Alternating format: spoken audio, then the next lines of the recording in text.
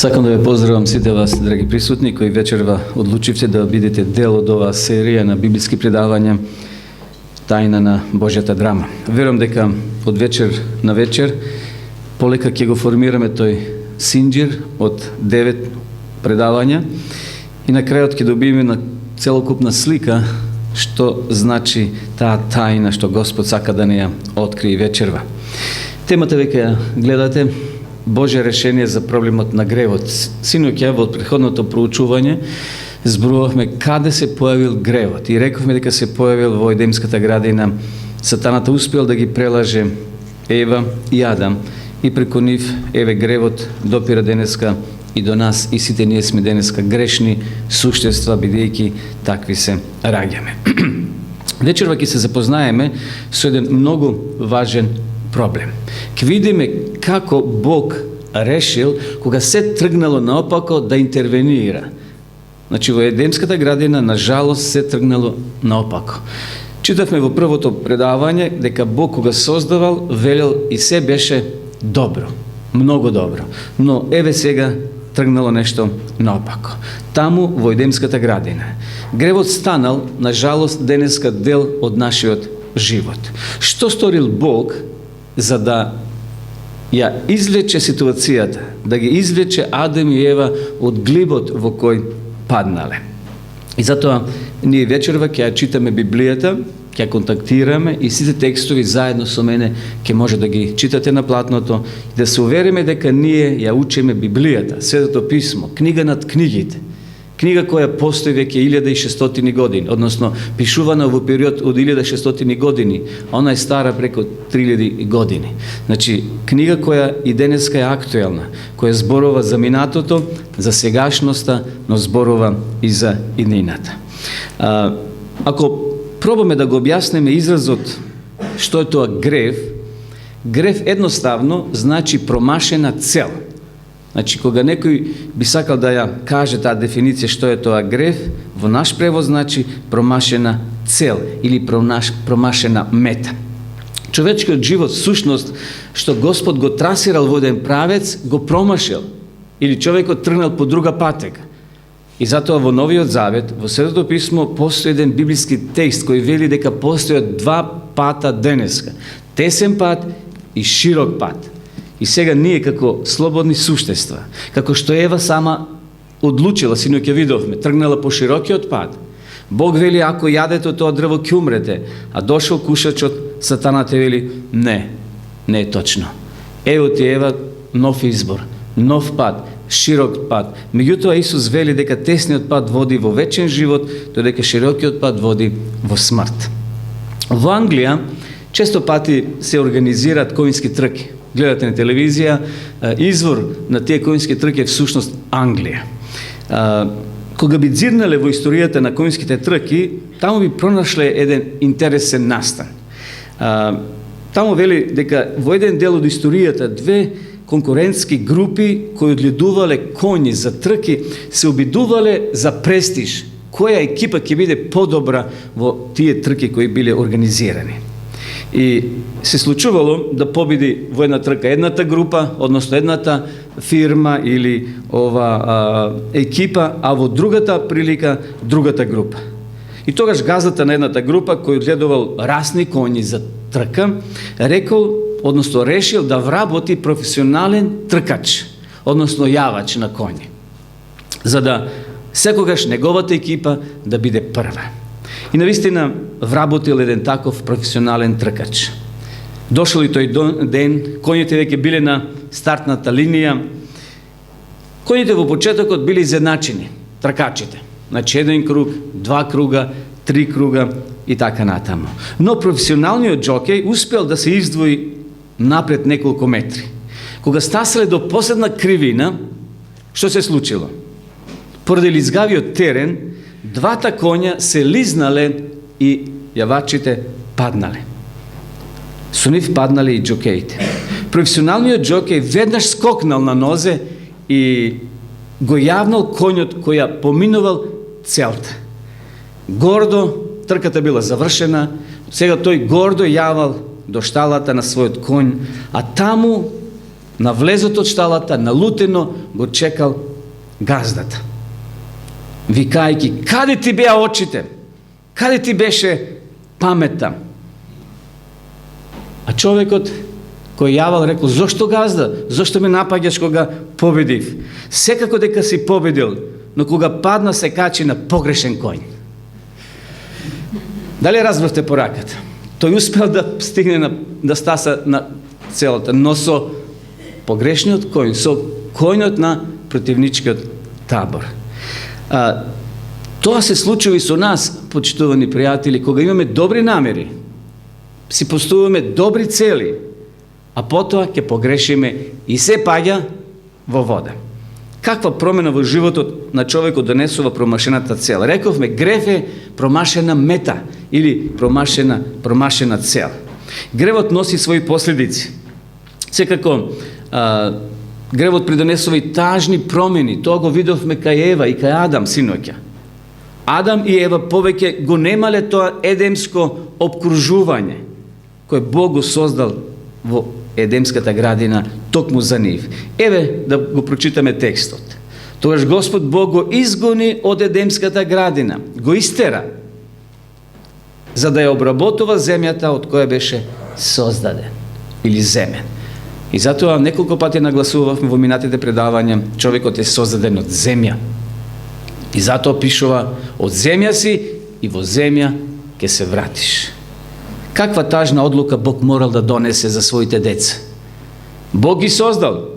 Пишува таму во 1 Мојсеева 1 глава 28 стих да создадеме човек како што сме ние носиме лик на Бога. Иако тој лик денешен е извитоперен, унакажен од грев, од болести и од сите стресови, но сепак ние имаме Божи печат.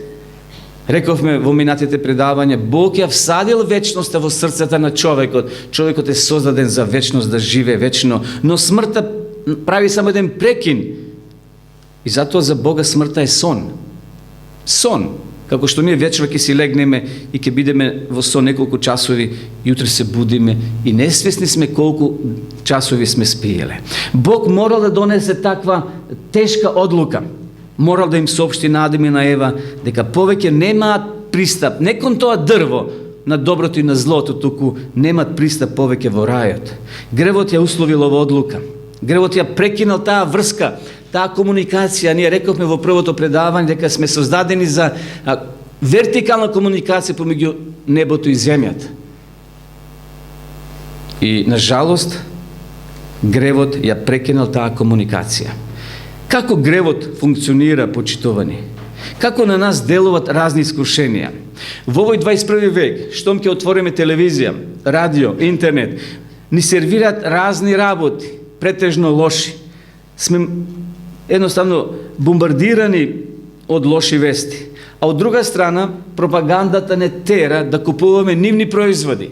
Ако купите ова паста, никогаш кариес нема да имате. Ако купите ова храна, ќе бидете млади. Ова пудра или крема нема брчки на вашето лице. Значи, едноставно не бомбардираат со такви пропагандни производи.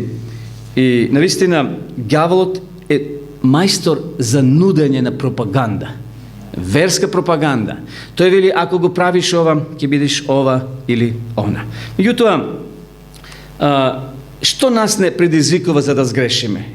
Апостол Јаков вели, но секого го искушува неговата похота, која го влече и мами, потоа похота, значи желбата. Откако ќе се зачне раѓа грев, а гревот извршен раѓа смрт. Наистина, така делува гревот, почитувани. Едноставно, гревот е опасна работа.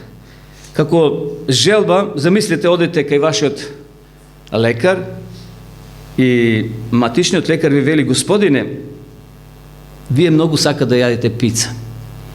Од денеска пица повеќе немој да јадете, зашто е штетно за вашето здравје и за вашето организам. Од денес не смеете да јадете пица. Се враќате дома и кажувате на жената и вели, жено, повеќе јас пица не јадам. Зашто лекарот ми рече, ми се качува притисокот, масноти и така натаму. Но поминува една година, вие се воздржувате, но доаѓа вашиот роден ден и си велите доста повеќе од ограничување. Сакам да пробам пица. Сакам малку да се почастам. И што правите? Одете во пицерија, ја порачувате вашата умирена пица. Ја сечете и почнувате да јадете. Вие полека го чувствувате она миродија, оние натре зеленчуци или што има печурки во пицата и тоа некако ве исполнува. Но кога би знали дека секој залак што го јадете, сте поблиску до срцев удар, сигурно би се држале подалеку од пицата. Така слично делува и гревот, почитувани. Чекор по чекор. Ние рековме синоќа дека гревот дебнее и не може да го приметиме. Како што некоја бомба може да експлодира, а воопшто не си свесен дека таа е поред тебе. Така слично делува и гревот. Но Бог има план. Бог има план и решил да го искорени, односно да го спречи, да даде интервенција од своја страна и да помогне во уривање, во спречување, во ширењето на тој пожар наречен грев. Еве го Божиот план. Зашто јас ги знам своите замисли за тоа што имам намера со вас, зборува Господ. Замисли за мир, а не за несреќа, да ви дадам иднина и надеж. Значи, почитувани, Бог има план. Но се прашуваме дали Бог ќе го остави човекот вечно во грев. Знаете што би се случило кога Адам и Ева не би биле истерани од рајот? Таму имало уште едно дрво. Дрво за продолжување на животот. Кога Адам и Ева би каснали од тоа дрво, ти би го продолжиле својот живот во грев. Би живеле 100, 200, 500, 1000 и кусур години, ако некој болен не би можел да умре. И Бог од хумани причини, од љубов, ги истерал надвор. И ставил ангел, чувар, да не влезат во градината, тие морале надвор од границите на Едемската градина да живеат и тамо да си создадат куќи и подосна ќе видиме добиле пород, деца и ја обработувале самата земја.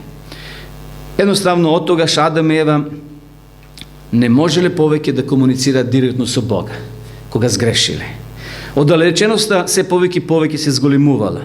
Но рековме Бог има план, како мудар стратег, како адмирал кој однапред има борбен план, сака да каже: чекајте, ево, јадаме, дојдете да се договориме, имам јас план да излеземе од ова криза. И навистина еве го Божиот план. Јас имам, вели, замисли или мисли за мир, а не за несреќа, да ви дадам иднина и надеж. Бог вели дека во неговиот план постои решение. Болен ќе биде тој план. Подоцна ние ќе видиме при крајот на ова проучување. Ќе биде болен, но ќе биде сепак славен план, кај што човекот ќе биде повторно откупен, повторно спасен и со можност да се врати тамо каде што бил на почетокот. Наистина, тој пат Бог го воспоставил, но повторно овде ќе дојде до израз човековата слободна волја.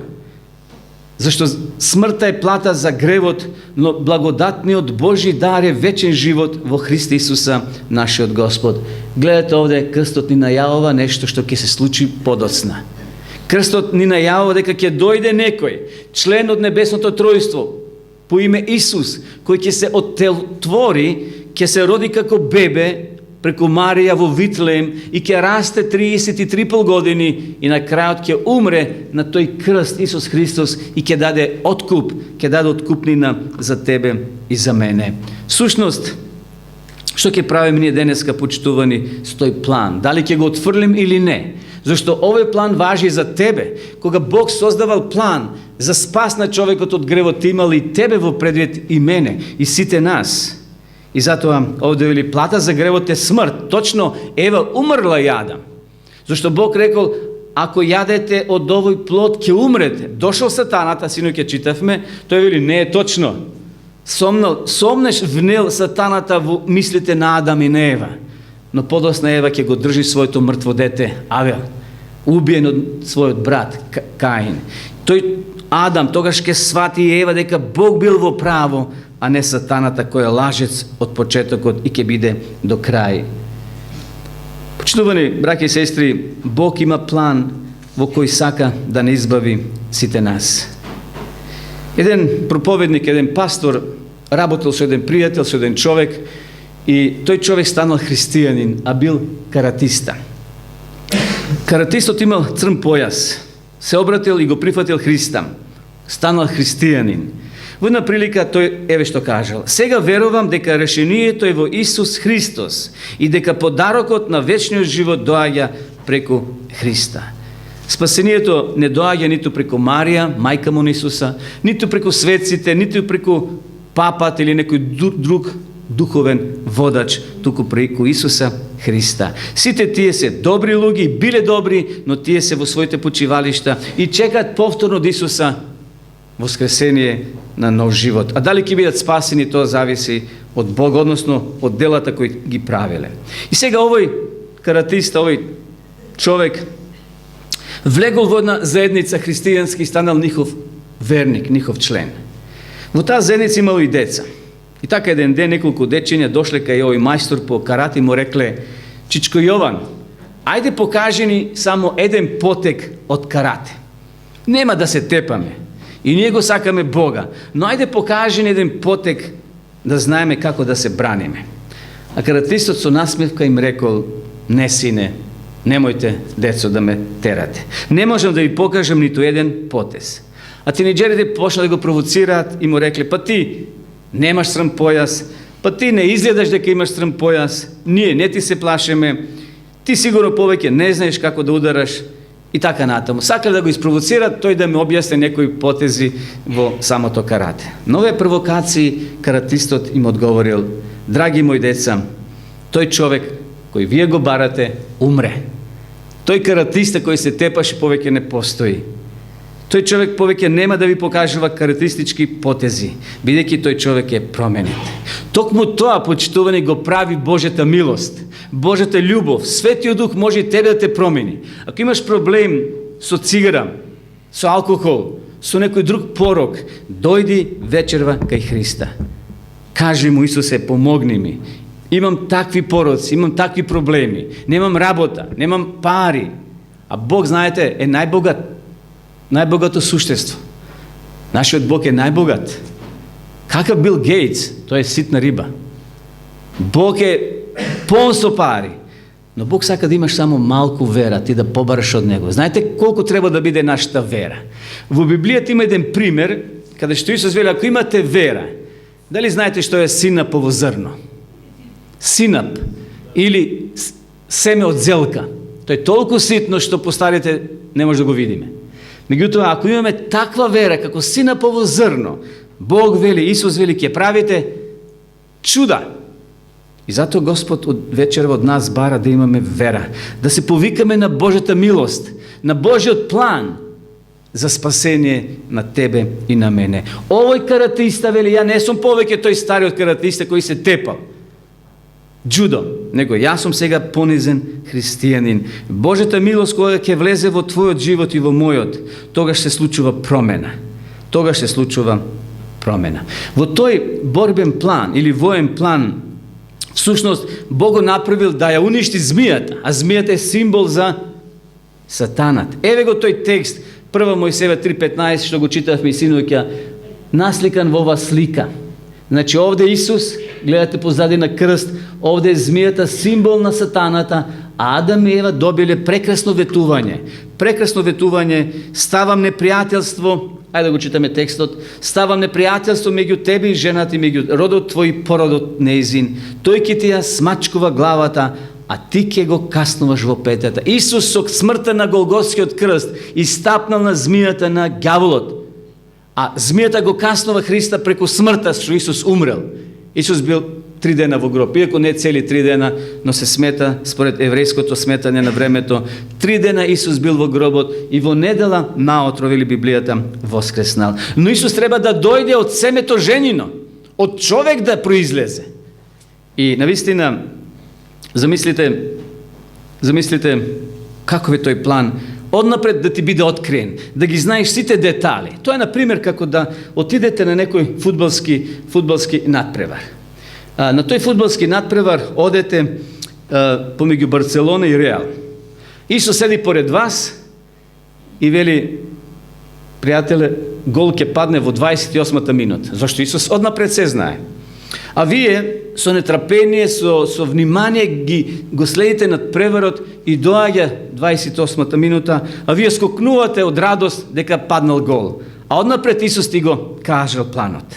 И така над преварот си тече. Слично на ова е, почитувани браќа и сестри, драги пријатели, Бог го знае нашиот живот и Бог го знае нашиот резултат, крајен резултат. Ако и понатамо го бираме гревот, знаете кој ќе биде крајниот резултат? Смрт. Не ова смрт од која никој не може да побегне. Ако светот потрае уште, ако Исус не дојде. Туку она втора смрт, а таа смрт се вика вечна смрт, смрт од која нема будење, за секогаш си уништен. Но треба да знаеме дека Бог нема да се предомисли во последен час и да каже, ајде да му се смилуваме на Јанко и на Петко. Не. Бог ќе биде доследен на својот план. Не може Исус да каже, па јас и онака ве сакав, ајде, дојдете сите во вечниот живот. Има такви верски заедници кои учат, биди си ти добар, колку што можеш, пеј, свире, играј и секи ти биде добро.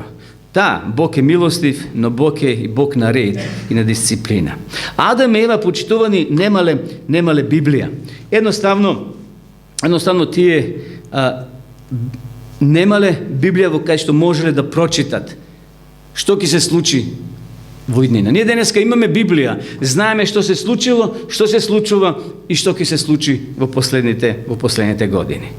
Човекот во Едемската градина сгрешил и паднал, но не ја изгубил својата вредност.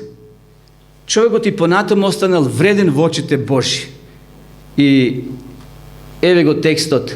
Знаејќи дека со пропадливо сребро или злато не сте искупени од суетниот живот кој ви се предаде од татковците ваши, туку со скапоцената крв на непорочното и чисто јагне Христос.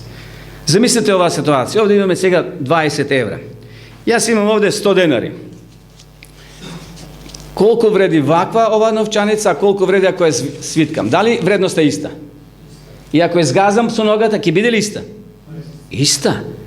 Така да и ние, почитувани, сме згазени од гревот, но вредноста е иста пред Бога. Бог не сака сите нас. Вредноста на човекот не се менува, иако паднал во грев. Човекот и понатаму е предмет на Божето внимание, на Божјата љубов, бидејќи сме ние сите Божји деца. Но Бог ни вели дека кога ќе се најдеме во проблеми, самите не можеме да се избавиме, самите не можеме да излеземе од глибот на гревот. Ние не можеме како баронот Минхаузен да го јавнеме топовското ѓуле или да се фатиме за конјската опашка да би се извлекле од длабоката вода. Ние тоа не може да го направиме. Нам не е потребна сила одзгора или така наречена виша сила која ќе не извлече и ќе ни помогне да се ослободиме од гревот. На такво нешто се надевали Адам и Ева. Замислите, претходно читавме текст дека ќе се роди од семето женино и тој ќе истапне на главата на змијата. Замислите, се родило првото дете, а потоа Адам легна со жената своја Ева, која зачна и го роди, Каин и рече, придобив човек од Бога. Што можеле Адам и Ева да помислат кога им се родило детето? Аха, еве го ветувањето. Тој ќе истапне на змијата и ќе ни донесе спасение. Но тоа не се случило. Зошто? Еве, читаме понатамо. Го роди уште и братот негов Авел. И Авел стана овчар, а Каин беше земјоделец. А и Авел исто така принесе од првината на стадото свое и од нивната маст. И Господ погледна благонаколно на Авел и на неговите дарови.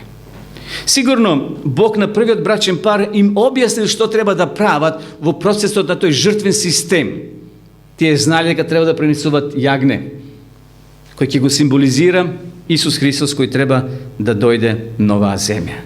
Но Каин одлучил, кој бил земјоделец, Каин одлучил да Авел, значи, пренесувал од стадата свој, а Каин пренесувал кромпири, зелка, жито и така натаму, што не смел тоа да го прави. Тој морал да прави трампа со брата си, да му даде жито, а брат му да му даде јагне и тој да принесува онака по правилата што Господ им ги дал на првите луѓе. Но, на жалост, тоа не се случило. Врската помеѓу браќата се разнишала, се расклимала, се појавила љубомора.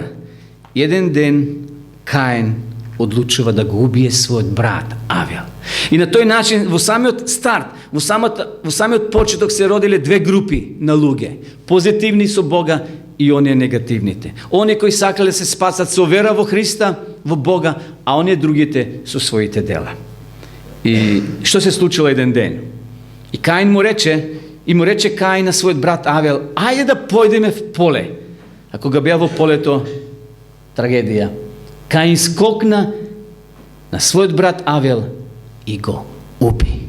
Ова е првото запишано убиство, почитувани во историјата на човештвото, во Библијата до денеска. Каин скокнал, губил својот брат, бидејќи повеќе не можел да го поднесува, за тој да биде подобар од него, посвет, иако тој не се правил посвет. Авел само покушавал да го следи патот што Бог го трасирал. Заради ми денеска не се случува? И денес постојат две групи на луѓе. Ако си христијанин, ако сакаш да го следиш патот на Христа, ќе те наречат нововерец, ќе те наречат еретик, ќе те наречат фанатик и не знам со кои имиња. Затоа што не си во масата, ти си мало другачи од другите луѓе. Не затоа што сакаш да бидеш туку, затоа што сакаш да го следиш Христа. Знаете на Исуса што му велеле додека бил на оваа земја? Оди со кој? Со пијаниците, оди со проститутките, оди со оние безработниците, секакви епитети на Исуса му накалемиле. Зошто? Затоа што Исус се дружил со сите. Исус ги сакал сите. Исус умрел за сите. Исус умрел и за тебе, и за мене. Но кој пат ти ке следиш и јас, зависи од нас. И денеска постојат две групи на луѓе. Едни кои сакат да живеат според упатствата на Библијата, а други според својата мисла. Но гревот, почитувани, се множи. Гревот оди понатаму. Само неколку глави понатаму, кога листаме Библијата, ќе наидеме на еден друг текст. Еве што пишува во 6 глава, 5 и 6 стих, 1 Мојсеева. Овде читате генерален наслов Бог ја измил земјата. Како ја измил земјата? И Господ виде дека лошотиите меѓу луѓето на земјата се умножуваа и дека сите мисли и помисли во срцата нивни беа зли во секое време и се покаја Господ што го беше создал човекот на земјата, па се натажи во своето срце. Наистина, Бог вели се покаја. Што е тоа што предонело да Бог се предомисли да се покае за она што го направил предходно? Бог зажалил. Зборот покаја малце погрешен израз. Бог се не кае. Ние ќе се покаеме ако направиме нешто и се покаев, требаше вака да го направи. Бог не греши, Бог не промашува. Вистински превод е Бог му било жал што во најдобри намери човекот станал лош. Бог во најдобри намери го создал и Люцифера, еден од заповедниците небесни ангели. Но токму в неговото срце се родил гревот. Колку било големо тоа зло што Бог зажалил што го создал човекот според својот лик. Знаете, нашите деца одат во училиште, собираат по некоја псовка или лош збор, а родителите дома покушаваат на некој начин да ги измијат нивните усти, да ги превоспитат во добро, да се ослободат од тие лоши зборови. Исус, односно Бог одлучил преку овој потоп да ја измие нашата земја, нашата планета. Сушност, како што нешто се случило во 1912 година. 1912 година. Човекот сакал да каже пред целиот свет на 14 април 1912 година. Знаете што напишале на тој голем брод?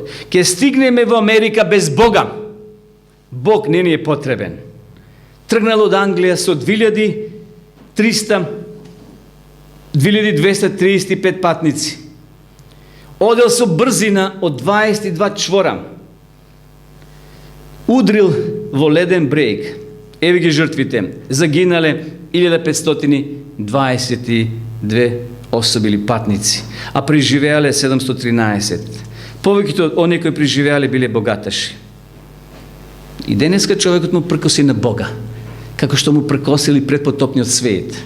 И тие рекле, кој ни може, Боже, ти еднаш направи што направи, но сега ние ќе се спротиставиме. После потопот, повторно луѓето го заборават Бога, прават кула вавилонска, висока, повеќе од онаа што водата дошла во тоа време, кога се потопило, пркосејќи му на Бога. И овој брод е пркосење на Бога. Со полна парија напред, сакаме да постигнеме нов рекорд, ќе стигнеме на другиот брег. Тоа било логото, мотото на овој брод, односно на одговорните кои го возеле, кои го управувале тој брод. Бог и денес ни порачува, почитувани, дека и ние можеме, ако одиме сами во свој духовен живот, да се судриме со својата санта мраз и ќе паднеме длабоко во гревот. Меѓутоа, ако го прифатиме Божиот повик, Божјата милост, тогаш, без разлика дали сме млади или стари, деца или возрастни, сиромашни или богати, тогаш имаме многу повеќе шанси да се спасиме отколку без Бога. Еврејскиот народ биле Божји представници. И еве што се случува подоста неколку генерации со Аврама. Аврам е првиот човек, односно првиот евреин. Од Аврама се намножиле евреите. Аврам бил веќе длабоко во старост, скоро 100 години имал. Немал пород, немал деца. Па го изведе надвор и му рече: погледни на небото и изброј ги звездите, ако можеш да ги изброиш. И му рече: толкаво ќе биде потомството твое. И му поверува Аврам на Господ, и тоа му се засмета за праведност. Аврам немал Библија. Тој можел да прочита и да ги види витувањата. Тој морал со умот да го гледа тоа. Тој морал со вера да го гледа Божето ветување. Ништо не знал за иднината. Затоа чекал, посакал да му се роди дете, да му се роди син.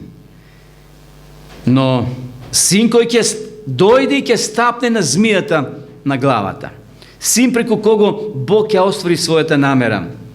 Аврам секоја вечер излегувал надвор, вака ноќно време ги броел звездите, не можел да ги изброje. Не можел.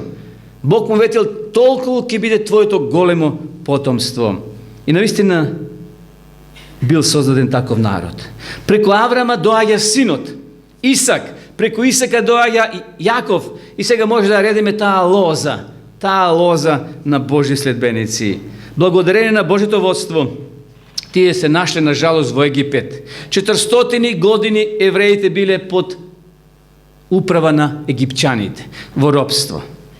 Но на жалост, тоа робство било тешко. Владењето во Египет во почетокот имале добри услови кога бил жив Јосиф. Но кога дошле нови фараони, не го познавали Јосифа, синот на Јакова. И поради тоа Божиот народ сега станал поробен народ. Тие морале да прават цигли, да мешат кал и така цел живот, 400 години таму да поминат. Во една таква ситуација тие се прашувале: Боже, што се случува? Зарем планот ќе пропадне што ти си го ветил? И еве, читаме понатаму во 2 Мојсеева: бидејќи фараонот не ќе послуша, јас ќе ставам својата рака на Египет, казнувајќи страшно, ќе ги избавам своите чети, својот народ, израелците од египетската земја, која ќе ја протегнам својата рака на Египет и ги извадам израелците од нивната средина. Мојсе и Арон послушаа, токму така направија како што им заповеда. Верувам сте го гледале филмот 10 Божји заповеди. Сеќавате нова слика. Мојсе удара со стапот во Црвеното море и морето како зид од двете страни, а народот околу 2 милиона, како нашата земја, скоро сите жители да се најдеме преку Црвеното море, поминале на суво на другата страна. Наистина, Бог го повикал својот водач, но некои рекле: да, може би тоа е водачот што Бог го ветил и ќе стапне на змијата на главата. Но не. Мојсей 40 години поминал во Египет, 40 години поминал како овчар во пустината, приготвувајќи се за да биде водач, и 40 години ќе го води Божјиот народ низ таа пустиња Синајска до ветената земја. 120 години Мојсе ќе биде на страната на Бога. Со него бил и неговиот брат Арон.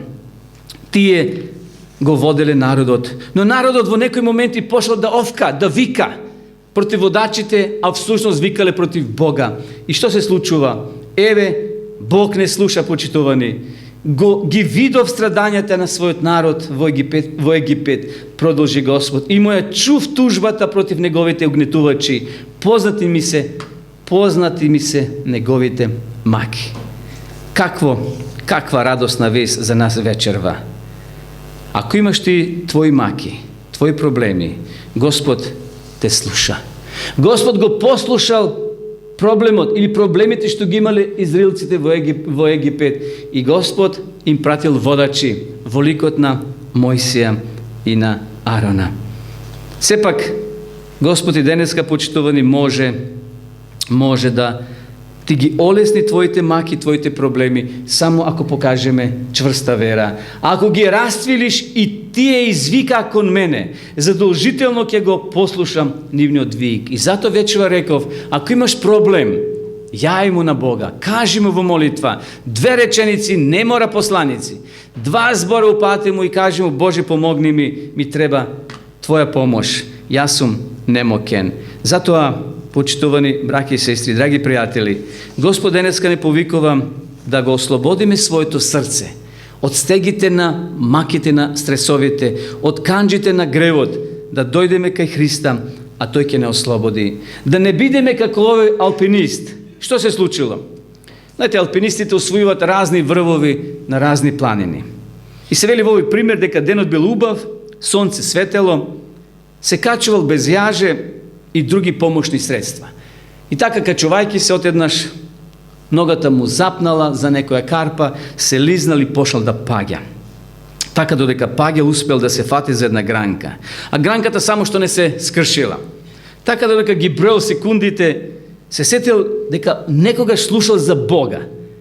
И си рекол, ајде да испробам. И почнал да се моли. Сакал да испроба. Погледнал горе и рекол, ало, има ли некој горе? Ми треба помош. Почекал неколку секунди, ништо не се случувало. Односно, после неколку секунди, на тишина слуша глас и вели, тука сум, дете мое. Пушти ја гранката, јас ке те фатам. Алпинистот размислувал неколку секунди, а потоа повторно погледнал кон небото и рекол, ало, има ли некој друг таму кој ќе ми помогне? Што се случува, браќи и сестри? Кај бил проблемот? Кај алпинистот, што не покажал вера да се пушти во рацете на семокниот, на силниот Бог. Кога ние сакаме понекогаш да одеме сами и кога ќе запнеме во карпата на својот грев, тогаш се молиме на Бога кога ни е зорт. Знаете какви сме ние луѓето? Кога ќе одеме на испраќај на некој наш пријател или роднина на гробишта, тогаш ќе се прекрстиме, тогаш ќе се помолиме и ќе кажеме, Боже, страшно е ова. После 3 дена што правиме? Се забораваме. И се враќаме повторно во својот секојдневен живот. Бог, почитувани, сака да бидеме секојдневно со Него. Да му веруваме искрено. Овој алпинист немал искрена вера.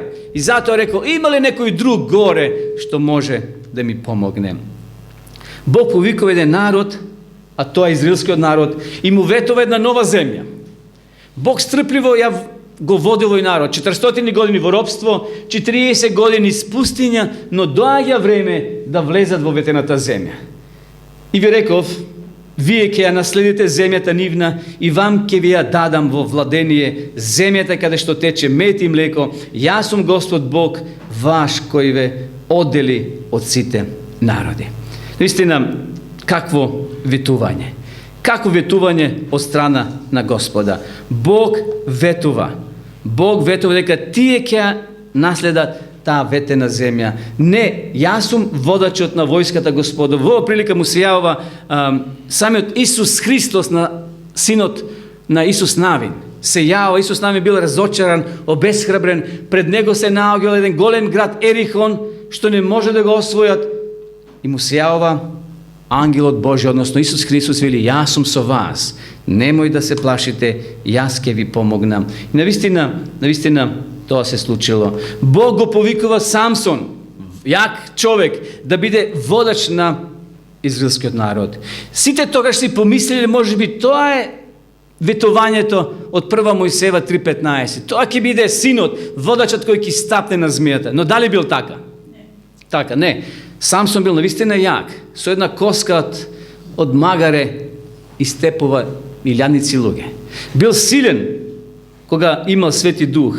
И затоа пази се и не пи вино и друг алкохолен пијалак и не јади нечисто, ништо нечисто. Тоа било ветување за назареите, посебна група на луѓе кои ќе се воздржуваат од алкохол, од разни врсти на јадења и тие ќе се воспитуваат да му служат на Господа. Во тоа време еден од нив седеше сокрен во спалната нејзина и таа рече: Самсоне, филистејците идат против тебе. Тој ги раскина како што се раскинуваат јаже. Всушност, знаеме дека Самсон имал слаб морален карактер.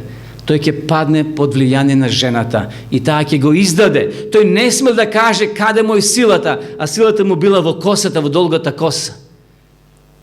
Тој и признал на Далила, а таа го предала на филистејците, го фаќаат му, ги вадат очите и таму ќе служи неколку години во еден млин, ќе турка, она како се вели, вратило за да меле пшеница на селаните. Но кога косата ќе му порасне, силата ќе му се врати и ќе го побара својот водич да го однесе тамо во градската дворана, кај што имало 3-4-5 илјади луѓе, а Самсон треба да биде тоа средство за исмејување. Слеп тамо да биде циркузант за присутните. И тој се моли на Бога и вели: Боже, поврати ми ја силата. Сакам да се осветам на овој народ, односно да те оправдам, Боже, зашто јас грешив. И се потпира пред 2 стуба, кај што лежела целата зграда. И Бог му дава сила и тој ги турка и умира заедно со неколку илјади луѓе. И пише во Библијата: Самсон уби повеќе луѓе тогаш отколку додека беше на слобода. Значи и Самсон не бил ветениот, и Самсон не бил Божјото дете, Божјиот син кој треба да истапне на змијата. Ајде да видиме дали е Давид тоа. Давид бил еден од најдобрите цареви во Израел. А сега твоето царство нема да се одржи трајно. Господ си побара човек според своето срце и го одреди за кнез на својот народ. Затоа ти не го запази тоа што ти го заповеда Господ. Пред Давида имал друг човек. Знаете како се викаше? Саул. Јак, со сини очи, висок, статист. Сите го сакале. Но и тој имал слабости, тој падна. Ќе загине на бојното поле со својот син. Доаѓа Давид, но и Давид нема да остане свет, што велиме. И тој има своји слабости и тој паѓа. Одиме понатаму. Доаѓа неговиот син Соломон. Израелците рекле: еве го. Соломон бил мудар, паметен, интелигентен и сите се крстеле во него. Тој е ветениот. Можеби тој ќе стапне на главата на змијата. Соломон, кога требало да се зацари, не побарал богатство, туку побарал мудрост. И Бог му вели: затоа што не посака ни долг живот, ни богатство, туку посака мудрост, ќе ти дадам се. И мудрост, и богатство, и долг живот, и така натаму. Но почитувани, и тој паднал, и тој сгрешил. Соломон гради храм. Нажалост, Соломон ги искористувал луѓето наречени робови. А Бог мрази кога не искористуваме други луѓе. И затоа Бог им дозволи на израелците подоцна неколку векови и самите да бидат робови во Вавилон. Па да почувствува што значи да се биде роб. Значи Соломон не е оној ветениот што Господ го бара. Но одиме понатаму. Сега се израелците во робство. Во Вавилонско робство. Рековме, беа предходно во египетското робство 400 години, сега ќе бидат 70 години во друго владение, во друго робство наречено Вавилонско. Еде го текстот. Царот Навуходоносор се вчудоневиди и стана бргом. Ги праша своите советници: не ги фрливме ли оние тројца мажи врзани во огнот? Тие одговорија: ги фрливме, цару. А тој рече: ама јас сега гледам 4 мажи одврзани шетаат по огнот и не им се случува ништо зло. И обратете сега внимание, за прв пат во историјата на Библијата се спомнува синот на боговите, Божиот син Исус Христос. Четвртиот е сличен на кого? На синот на боговите. Овде Навуходоносор, несвесно почитувани, ќе открие на голема тајна. дека Исус Христос ќе биде тоа ветено дете од 1 Мојсеева 3:15, кој ќе дојде и ќе стапне на змијата, односно на главата од змијата. Прв пат во Стариот Завет се спомнува Божиот Син. Луѓето сега почнува да се надеват дека тој ветен Месија, според Михеј, книгата на пророк Михеј, ќе каже дека ќе се роди ветениот Месија во селото Витлеем. И тој ќе биде избавителот, спасителот. Еве го текстот. Зашто ни се роди дете, син ни се даде, во Исајова го пишува, власта му е на рамото, името ќе му биде чудесен советник, силен Бог, вечен татко, кнез на мирот. Вистина, каква убава порака. Оно што го видовме во претходните водачи, имале слабост, имале вариации, имале добри страни, но имале и многу повеќе слабости. Овде гледаме дека Бог ветува и исполнува. Еве го текстот, пред малку што го цитирав. А ти, Витлеему Ефрато, најмалиот меѓу јудините кнезови, од тебе ќе ми излезе оној кој ќе владе со Израел. Неговото потекло е од дамнина, од вечните времења. Исус е Бог, Исус е од вечни времења. Еве го текстот. Исус нема свое потекло. Исус има потекло во тело од Марија и Јосиф, односно од Јосиф му бил очов. Меѓутоа Исус е од Бог, од вечноста. Тој само се оттелотворил на чуден начин за нас преку Марија и се раѓа да се доближи до нас луѓето, да почувствува пот, да почувствува плач, да почувствува жед, да почувствува тага и мака, да почувствува смрт. И затоа Исус е наш најдобар пријател. Но одиме понатаму. Значи, Библијата зборува дека од Витлеем ќе се роди, во Витлеем ќе се роди Спасителот. И еве што се случило. А тој беше изранет за нашите гревови и мачен заради нашите беззаконија. Казната за нашиот мир падна врз него, а преку неговите рани ние се извлекувавме. Сите ние бевме заблудени како овци, секој си одеше по својот пат и Господ ги натовари врз него гревовите на сите нас. Внимавајте сега, нашите гревови се натоварени на плеките на Исус Христос. И Христос на крстот ги зачукал тие наши гревови. И ако ние се покаеме, ако ние побараме прошкот Христа, тој е подготвен да ни прости и да не спаси. Во октомври, еве, завршуваме уште која минута, 2011 година бил погоден со голем, силен земјотрес. И како последица на тоа, може би се сеќавате, се случија големи цунами бранови. После силниот удар на цунами, луѓето отишле, кога се смирило се, кога се повегла водата, спасувачите отишле по тие рушевини да побарат имали преживеани. Испод срушените куќи пронашле тело на една жена. Еве, на сликава може тоа да го видите. Значи, жена, тука се спасителите, почнале со своите раце да копаат и да дојдат до самото тело. Кога ја виделе спасителите, помислиле дека е се уште жива. Но кога ја допреле, приметиле дека е почината. Поради тоа, водачот на ова спасувачка екипа рекол: ајде, колеги, да одиме, да бараме ако има уште некој жив, бидејќи гледате дека жената е почината. Но тие мигови, кога покушале се повлечат назад, слушнале детски плач, односно плачење. Се вратиле и виделе дека починатата жена во раце држи бебе, дека е мајка и дека со своето тело го заштитува, еве го тука детето, го гледате. Значи го заштитува детето. Брзо го зеле детето и го испратиле во болница.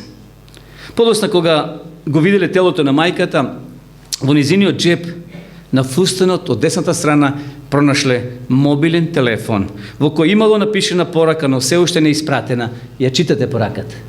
Ако преживееш, те молам, немој да заборавиш дека многу те сакам. Тоа е таа љубов, браќи и сестри, драги пријатели, безусловна. Љубов која само Бог може и знае да ја понуди. Во текот на библиската историја, човечката историја, Бог покажал колку не сака. Поред таа љубов, ние можеме и да преживееме денеска. Нашата одлука денеска вечерва е многу важна. Еве што кажал еден господин. Неодлучноста е сигурен знак на слабата душа. Тоа што сака да живее нов живот, но никогаш не пронаоѓа потребно време да го отпочне, е исто како кога човек занемарува јадење, пиење и спиење. И на крајот умира уморен од глад. Има ли право овој човек? 100% е во право. Тоа е како да одиш на пат за Софија и тргнуваш со автомобил, а не си го наполнил резервоарот со гориво. Дали тој возач е мудар или не мудар? Како ги класифицираме? Не мудар. Знае дека има толку километри и треба да го наполни резервоарот со гориво.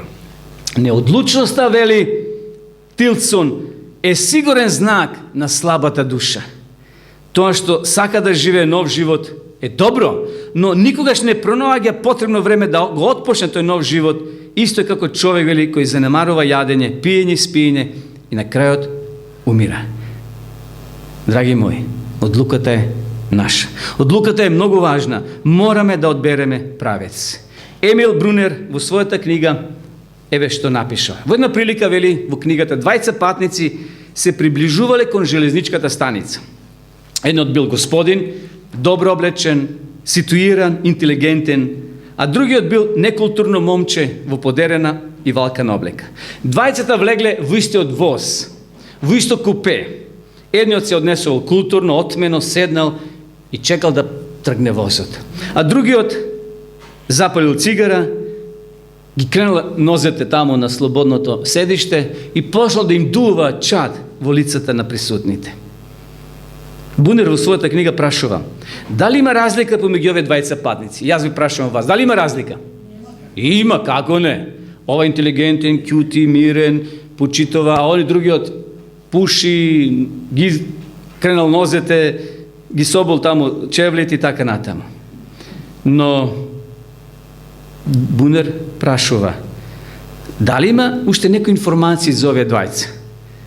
Ако можеме да ги видиме нивните одлуки, а не како поединци, ќе видиме дека и двајцата се слични. Ако во почетокот се различити, но ќе видиме сега на крај дека и двајцата направиле грешка. И двајцата се исти.